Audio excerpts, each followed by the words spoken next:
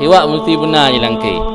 Pulpen berpelek, gedanya urun tuntut ilmu, pulpen benar, buku benar, hiwak benar langkah. Kerana kunci untuk menguatkan hafalan. Pak-pak mantang yang sunatkan hiwak. Cilok je tu tahu kajut je. Napih lagi tikat ego ke bedah bengah ke dia. Untuk hasil sunat, tiga tahu mantang kajut. Yang untuk menguatkan hafal ilmu. Benar benar. Anak berkali Syafi'i al-ilmu saidun wal kitabatu kaiduh. Ilmu itu binatang buruan, laksana binatang buruan. Wal kitabatu kaiduh. Menulis adalah ikatannya.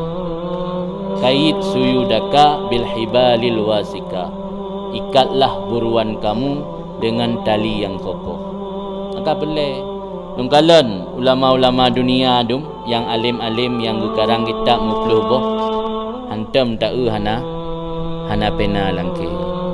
Habib Alim dari Malaysia yang jak kenal nungkalan hantam yang lu rumpak yang hana pena langkih. Nungkalan urung-urung yang mandun na pena langkih. Itu yang dua ada pena. Sebab ilmunya hanya dengan tahfal tok je. Boleh kepada catat. Ulam katanya udik akhir zaman. Tanya udik akhir zaman maksiat dia tak tubik di bilik dalam bilik di maksiat tu. Jadi penyebab faktor untuk tua keilmuan luar biasa le. Maka perlu kepada tulis han memadang dengan tahfal tu.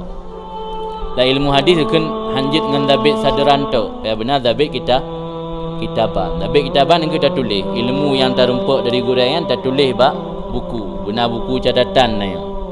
Yang ke buku catatannya sebenarnya menyatatim tulis mulai dari gelas tabut tak kumpulkan sampai gelas 6 yang mungkin pada 40 buah buku kaji. Tinggal tak perbaiki dalam tulisan-tulisan tak tasih bak gurai kaji ke sebuah karangan. Ron tubik hidayah kan menghasilkan sebuah buku tengah.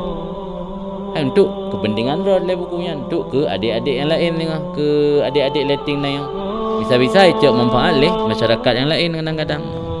Jadi kadang-kadang proken niat untuk menulisnya mentang kurung tat bagi tanya santri. Jadi baik na anggapan pu yang dengar dari guraian ningan handente.